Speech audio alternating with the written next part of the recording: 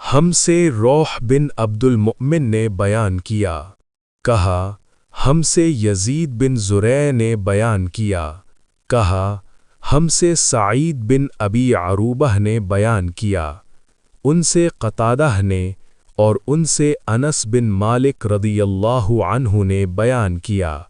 کہ نبی کریم صلی اللہ علیہ وسلم نے فرمایا، جنت میں ایک درخت ہے